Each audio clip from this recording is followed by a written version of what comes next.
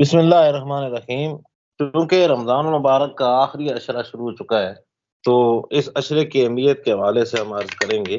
اس عشرے میں نبی پاک صلی اللہ علیہ وآلہ وصحبہ وسلم اس رمضان کے آخری عشرے کو کس طرح گزارتے تھے اور اس کی اہمیت کیا ہے، اس بارے میں ہم بات کریں گے۔ رمضان المبارک ہم جانتے ہیں تمام مہینوں کا سردار ہے۔ اس مہینے کے تمام ہی دن فضیلت کے حامل ہیں اور بابرکت ہیں، تاہم اس کے آخری عشرے کی جو اہمیت اور عظمت ہے یہ بہت زیادہ ہے کہ یہ جہنم سے نجات کا عشرہ ہے۔ نبی کریم صلی اللہ علیہ وآلہ وسلم ویسے تو پورا رمضان کا مہینہ عبادت میں گزارتے تھے، مگر آخری 10 دنوں میں آپ کی عبادت میں بہت اضافہ ہو جاتا تھا۔ چنانچہ حضرت سیدہ عائشہ صدیقہ فرماتے ہیں کہ جب رمضان کا آخری عشرہ شروع ہوتا تو نبی کریم صلی اللہ علیہ وآلہ وسلم کمر بستہ ہو جاتے، اس کی راتوں کو زندہ رکھتے اور گھر والوں کو بھی جگایا کرتے۔ یہ بخاری اور مسلم کی متفق علیہ روایت ہے۔ یہی وہ عشرہ ہے جس میں ایک ایسی رات ہے جسے اللہ تعالیٰ نے 1000 مہینوں سے زیادہ افضل قرار دیا ہے، اور اس ماہ مقدس کی آخری رات بھی اسی عشرے میں ہے جس کی احادیث مبارکہ میں بڑی فضیلت بیان کی گئی ہے۔ اور اس عشرے کی ایک اہم عبادت اعتکاف ہے، جس میں بندہ مومن دنیاوی مشغولیت سے منہ موڑ کر خود کو مکمل طور پر اللہ تعالیٰ کی عبادت کے لیے وقف کر دیتا ہے۔ نبی کریم صلی اللہ علیہ وآلہ وسلم بھی رمضان کے آخری 10 دنوں میں اعتکاف فرماتے تھے اور ازواج مطہرات بھی اعتکاف کیا کرتی تھیں۔ اسی مقصد کے لیے 20ویں روزے کو افطاری سے پہلے مسجد اور خواتین گھر کے مخصوص حصے میں منتقل ہو جاتے ہیں اور پھر شوال کا چاند نظر آنے تک مختلف شرعی پابندیوں کے ساتھ وہیں ٹھہرتے ہیں۔ تو آخری عشرے کی ایک فضیلت یہ بھی ہے کہ اس میں لیلۃ القدر ہے، جس کا ذکر اللہ تعالیٰ نے قرآن مجید میں فرمایا کہ قدر کا مطلب مرتبہ یا عظمت ہے، کیونکہ یہ رات باقی راتوں کے مقابلے میں ایک شرف اور مرتبہ رکھتی ہے اور اس لحاظ سے یہ بلند بھی ہے، اس لیے اس کو لیلۃ القدر کہا جاتا ہے۔ یہی وہ رات ہے جس میں اللہ تعالیٰ نے قرآن پاک نازل فرمایا ہے۔ سورہ دخان میں ارشاد فرمایا ہے کہ یقیناً ہم نے اس قرآن پاک کو رات میں بابرکت رات میں نازل فرمایا ہے۔ حضرت عبداللہ بن عباس اور دیگر صحابہ کرام کا قول ہے کہ جس رات میں قرآن مجید نازل کیے گئے وہ لیلۃ القدر ہی ہے، اور یہ مبارک رات 1000 مہینوں سے افضل ہے۔ ارشاد باری تعالیٰ ہے کہ بے شک ہم نے اس قرآن کو شب قدر میں نازل کیا ہے، اور تمہیں کیا معلوم کہ شب قدر کیا ہے؟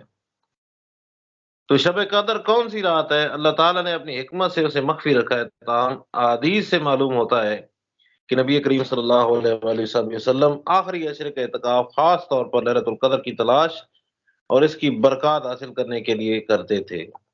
حضرت عائشہ صدیقہ رضی اللہ تعالی عنہا کی صحیح بخاری کی روایت ہے کہ نبی کریم صلی اللہ علیہ وآلہ وسلم آخری عشرے میں اعتکاف بیٹھتے تھے اور فرماتے تھے کہ رمضان کے آخری 10 دنوں میں لیلۃ القدر کو تلاش کرو۔ اس سے یہ ظاہر ہوتا ہے کہ یہ مبارک رات رمضان مبارک کے آخری عشرے میں ہی ہے۔ تو جس طرح کہ میں نے عرض کیا کہ اس آخری عشرے کی بڑی فضیلت ہے، حضرت عائشہ صدیقہ فرماتی ہیں کہ ایک حدیث میں یہ بھی الفاظ ہیں کہ شب قدر کو رمضان کے آخری عشرے کی طاق راتوں میں تلاش کرو۔ یوں احادیث مبارکہ کی روشنی میں اس بات کا تعین ہو گیا کہ یہ بابرکت رات رمضان کے آخری عشرے کی طاق راتوں میں سے کوئی رات ہے۔ بعض روایات میں 27ویں شب کو لیلۃ القدر کہا گیا ہے، تاہم سلف صالحین کا معمول تھا کہ وہ آخری عشرے کی تمام طاق راتیں یعنی 21ویں، 23ویں، 25ویں، 27ویں اور 29ویں رات عبادت کرتے تھے۔ ان راتوں میں عبادت پر بڑے انعام اور ثواب کی بشارتیں دی گئی ہیں۔ حضرت انس بن مالک فرماتے ہیں کہ رسول اللہ صلی اللہ علیہ وآلہ وسلم نے فرمایا کہ یہ رمضان شریف کا مہینہ ہے جو تمہیں ملا ہے، اس میں ایک ایسی رات ہے جو 1000 مہینوں سے بہتر ہے۔ جو اس رات سے محروم رہا گویا کہ وہ تمام خیر سے محروم رہا، اور اس کی خیر و برکت سے کوئی محروم ہی محروم رہ سکتا ہے۔ یہ سنن ابن ماجہ کی روایت ہے، اور صحیح بخاری کی روایت ہے کہ حضرت ابو ہریرہ رضی اللہ تعالیٰ عنہ بیان کرتے ہیں کہ نبی کریم علیہ الصلوۃ والسلام نے فرمایا کہ جو آدمی شب قدر کو ایمان اور اجر اور ثواب کی نیت سے عبادت کرے گا اس کے سارے اگلے اور پچھلے گناہ معاف کر دیے جاتے ہیں۔ حضرت انس سے مروی ہے کہ لیلۃ القدر میں حضرت جبرائیل علیہ السلام فرشتوں کے گروہ کے ساتھ زمین پر اترتے ہیں، اور جس کسی کو عبادت میں مشغول دیکھتے ہیں اس کے لیے دعائیں مغفرت کرتے ہیں۔ اور ایک روایت میں یہ بھی ہے کہ جب رسول اللہ صلی اللہ علیہ وآلہ وسلم کو سابقہ امت کے عمروں سے آگاہ کیا گیا ہے، تو آپ نے ان کے مقابلے میں اپنی امت کی کم عمر کو کم دیکھتے ہوئے خیال کیا کہ میری امت کے لوگ اتنی کم عمر میں سابقہ امتوں کے برابر عمل کیسے کر سکیں گے، تو اس پر آپ صلی اللہ علیہ وآلہ وسلم کو لیلۃ القدر عطا فرمائے گی، جو 1000 مہینے سے افضل ہے، اور یہ بات موطا امام مالک میں موجود ہے۔ تو یہ اس رات کی فضیلت ہے، اور اسی طرح اس رات نوافل قرآن پاک کی تلاوت و ذکر اذکار کرنے چاہیے للیلۃ القدر کی رات، خصوصاً ان طاق راتوں میں، اور بالخصوص 27ویں رات کو۔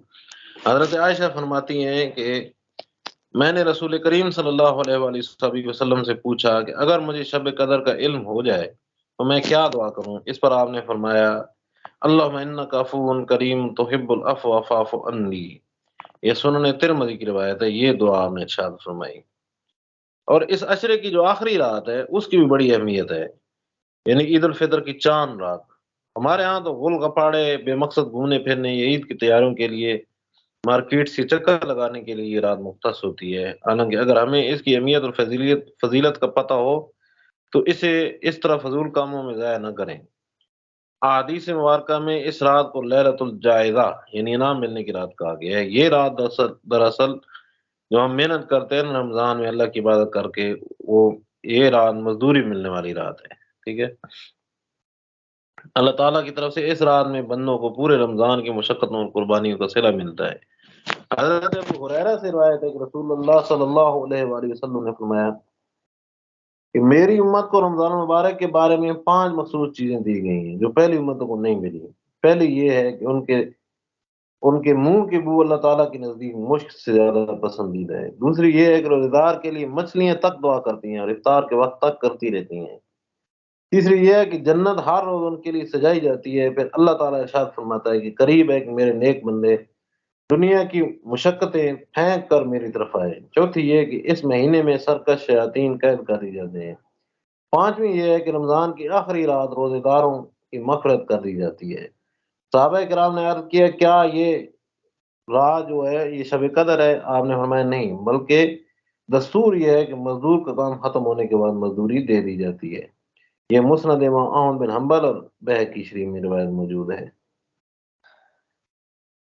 تو اسی طرح حضرت ابو امامہ فرماتے ہیں کہ نبی کریم صلی اللہ علیہ وآلہ وسلم نے فرمایا کہ جس نے عید الفطر اور عید الاضحیٰ کی دونوں راتوں میں اللہ تعالیٰ سے اجر و ثواب کی امید رکھتے ہوئے عبادت کی تو اس کا دل اس دن مردہ نہیں ہوگا جس دن سب کے دل مردہ ہو جائیں گے۔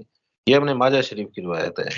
اور نبی کریم صلی اللہ علیہ وآلہ وسلم سے حضرت معاذ بن جبل نقل کرتے ہیں کہ جو 4 راتوں کو عبادت کے ذریعے زندہ کرے، یعنی ان میں عبادت کرے، اس کے لیے جنت واجب ہو جاتی ہے۔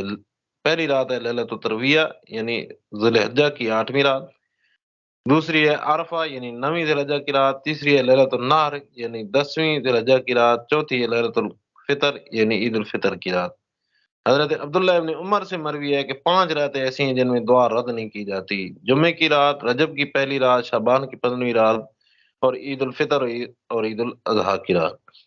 تو رمضان کے اختتامی گھڑیاں بھی قریب ہی پہنچ جائیں گی کیونکہ عشرہ آخری شروع ہو چکا ہے، تو اس مہینے کی ساعتیں کم ہی باقی رہ گئی ہیں، زیادہ گزر چکی ہیں۔